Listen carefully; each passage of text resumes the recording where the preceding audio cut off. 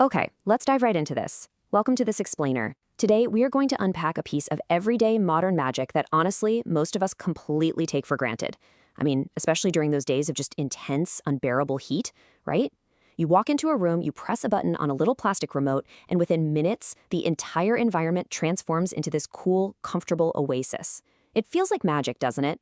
While behind that simple press of a button is a wildly fascinating mechanical and thermodynamic process. So in today's explainer, we're going to explore exactly how this incredible machine works. We'll break down its core components, look at the different variations you might actually have in your own home, and discover some surprisingly powerful ways it actively protects your physical well-being.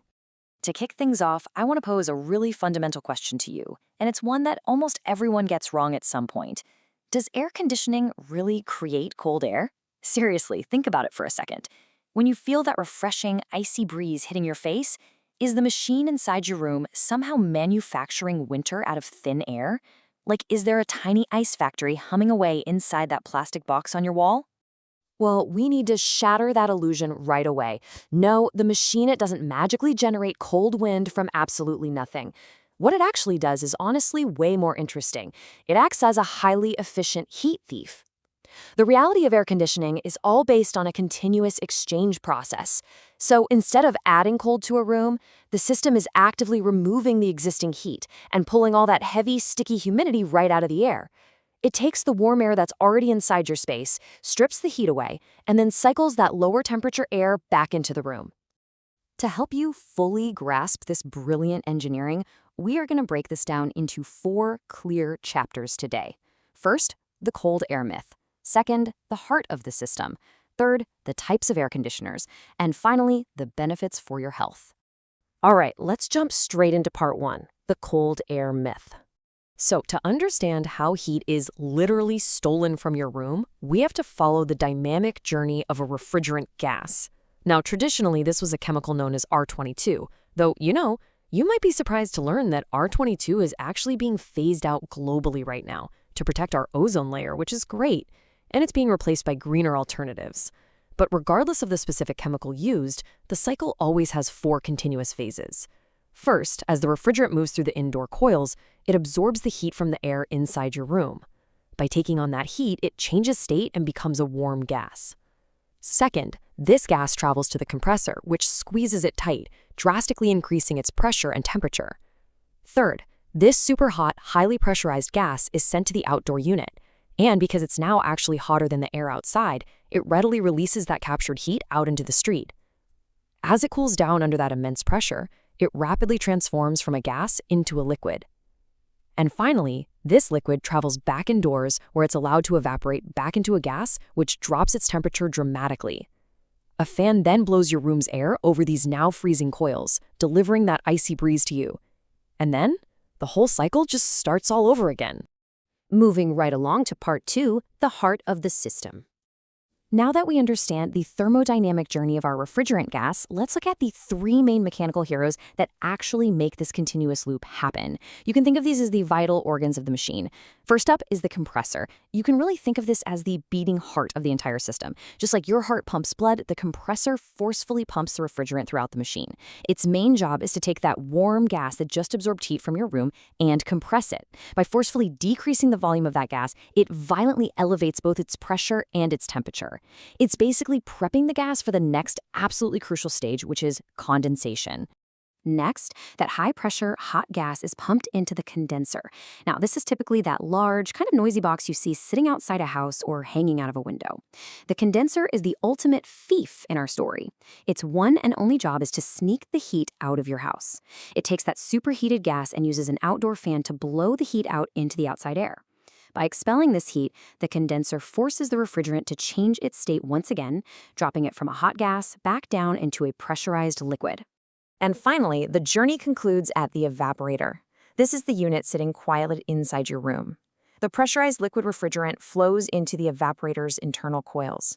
Here, the pressure suddenly drops, allowing the liquid to absorb the ambient heat from your room and evaporate right back into a gas. Because the specific process causes the coils to become intensely cold, a fan simply blows your room's air across them. The heat is stripped right out of the air, and what comes out the other side is that incredibly refreshing breeze we actually feel. Okay, That brings us to part 3, types of air conditioners. Having mastered the internal mechanics, let's take a quick look at the consumer market. When you go to a hardware store, you're going to see a wide variety of shapes and sizes. But keep in mind, they all use the exact same thermodynamic cycle of the compressor, condenser, and evaporator that we literally just talked about. First off, we have the split system. These are incredibly common in homes today. They're elegant, they're compact, and they often feature something called inverter technology. Now, this is a brilliant feature that actively regulates the speed of the compressor to match the room's conditions, which massively reduces your energy bill. Next is the window unit. These are your robust, all-in-one machines where all 3 mechanical parts are just housed together in a single box. They often have manual controls and are absolutely perfect for smaller spaces that just can't accommodate a split system's piping. And lastly, the central system. This is heavy-duty cooling for medium to large commercial or residential areas. It's definitely expensive and relies on a massive network of installed air ducts, but it gives you unparalleled control over the overall air quality, humidity, and airflow of an entire building. Let's shift gears to our final section, part 4, benefits for your health. You know, when we think of air conditioning, we almost exclusively think about physical comfort. We just want to stop sweating, right? But a properly climate-controlled environment actually provides exactly 5 major science-backed physiological advantages that go well beyond just cooling you down. Let's look at what they are. Number 1, it actually cleans the air. AC units come with filters that actively remove allergens, pollen, and dust from your environment while also acting as dehumidifiers. Number 2, it actively reduces the risk of heat stroke, which is a very real danger during severe heat waves. Number 3, it lowers the risk of dehydration. Now, this is a fascinating one to me because the temperature in the room is lower, your body stops sweating. So while you obviously still need to drink water, the AC prevents your body from rapidly losing the water it already has. Number 4, it greatly improves your overall sleep quality. A cooler room naturally leads to deeper, much more restorative rest, leaving you totally refreshed for the next day. And number 5, because it filters out airborne particles, it actively reduces the risk of asthma attacks by keeping the indoor air quality high. But, and this is a massive but here, you have to pay attention to this crucial caveat. To unlock literally any of these air-purifying, asthma-reducing health benefits, you absolutely must maintain a clean filter. If you let the machine's filter get completely clogged with months of dust and grime, well, it can no longer clean the air, and it has to work twice as hard just to push the breeze through. That's costing you money and sacrificing your health in the process. Which brings us to the end of our journey today. You now know the mechanics, you know the magic, and you know the health benefits. So I've got to leave you with a direct challenge. When was the last time you cleaned your filter? Seriously, go check it out today.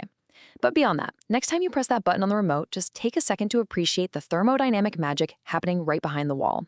And as we phase out older refrigerants and design smarter, greener tech, how might the ACs of the future reshape not just our daily comfort, but the health of our entire planet? Thanks so much for joining me on this explainer, and hey, stay cool out there.